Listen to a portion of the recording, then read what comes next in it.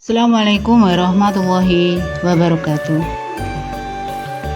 Saya Inang Setiawati, calon guru penggerak angkatan 10 dari Kabupaten Grobogan, akan memaparkan jurnal refleksi dwi mingguan modul 3.2.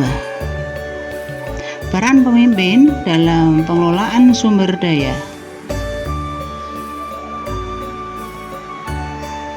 Hotem fasilitator Bapak Subiarto, pengajar praktik Bapak Darmawan Widodo.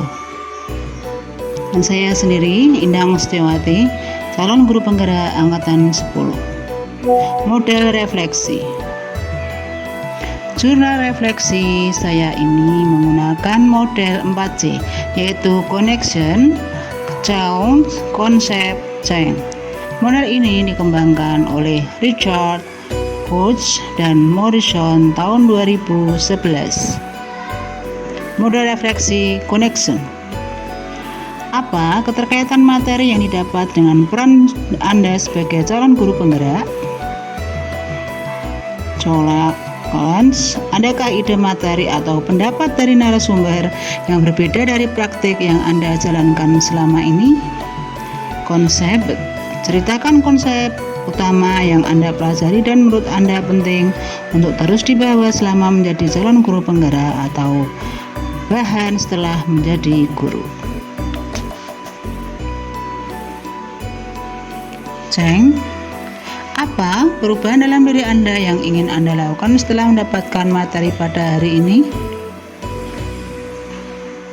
Connection, banyak hal atau peristiwa yang terjadi pada minggu ini, utamanya saat mempelajari modul 3.2 pada tanggal 12 Agustus 2024, sehingga banyak hal dan ilmu baru yang saya dapatkan mulai alur merdeka. Kami memahami materi secara mendalam. 1. Mulai dari diri tanggal 12 Agustus 2024, mengingat kembali faktor-faktor yang memengaruhi ekosistem sekolah dan peran pemimpin dalam pengelolaan sumber daya. 2. Eksplorasi konsep 13 Agustus 2024, faktor-faktor yang memengaruhi ekosistem sekolah, membedakan berbasis aset dan pendekatan berbasis masalah, pengelolaan sumber daya, membedakan 7 aset utama, eksplorasi konsep, forum diskusi, calon guru penggerak diminta untuk memberi 2 umpan balik ke calon guru penggerak lain. Connection yang selanjutnya. 3. Ruang kolaborasi 14-15 Agustus 2024, calon guru berdiskusi di kelompoknya yaitu tentang mengidentifikasi berbagai sumber daya di daerah asal kelompok 4 orang, Indang, Widodo, Maria, dan Handayani. 4. Demonstrasi kontekstual tanggal 19-20 Agustus 2024, menjawab video tayangan di LMS dan menjawab pertanyaan sesuai di LMS dibuat dalam bentuk PDF.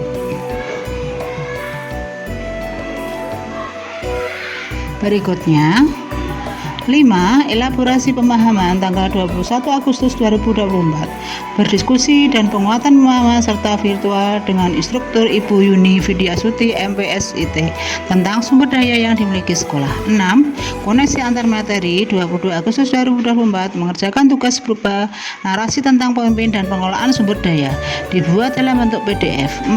Aksi nyata 23 Agustus 2024, calon guru penggerak diminta membuat analisis berupa identifikasi pemetaan aset yang ada di sekolahnya masing-masing.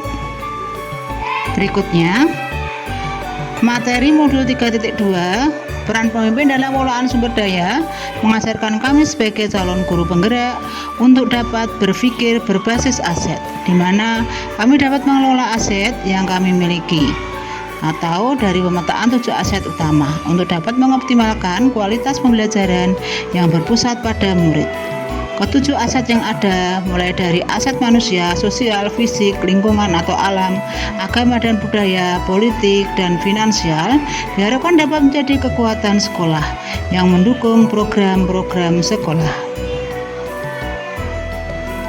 Chong.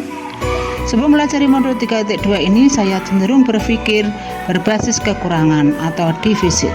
Setelah saya belajar melewati alur merdeka, mindset saya berubah.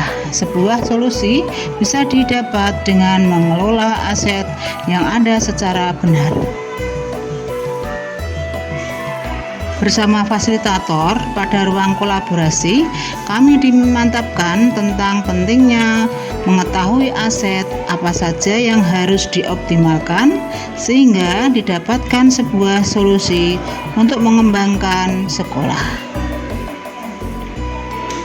Bersama instruktur pada elaborasi pemahaman, kami semakin yakin untuk dapat mengelola sekolah dengan kekuatan model yang kami miliki, baik itu modal internal maupun eksternal yang tidak kalah penting untuk diberdayakan. Konsep yang saya penting atau utama adalah melakukan pemetaan aset sekolah berdasarkan 7 modal aset yang meliputi 1. Modal manusia, 2. Modal sosial, 3. Modal fisik, 4. Modal finansial, 5. Modal lingkungan atau alam, 6.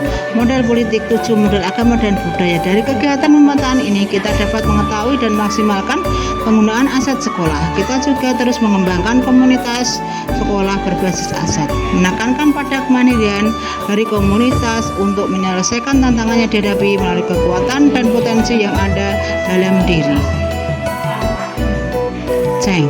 Perubahan yang ingin saya lakukan adalah mengaplikasikan apa yang telah saya pelajari pada modul 3.2 pemimpin dalam pengelolaan sumber daya, sehingga berubah pola pikir yang semula berpikir berbasis masalah menjadi berpikir berbasis aset, mengajukan komunitas praktisi serta rekan Jawa terutama di lembaga sekolah saya untuk menerapkan berpikir berbasis aset, karena pendekatan berbasis aset ini merupakan sebuah cara untuk menemukan dan menggali hal-hal yang positif dengan menggunakan kekuatan sebagai kekuatan berpikir, sehingga secara bersama-sama bahu-membahu membangun sekolah tercinta dengan potensi yang dimilikinya, fokus pada pembangunan sumber daya yang ada. Terima kasih, salam dan bahagia. Guru bergerak Indonesia Maju. Assalamualaikum warahmatullahi wabarakatuh.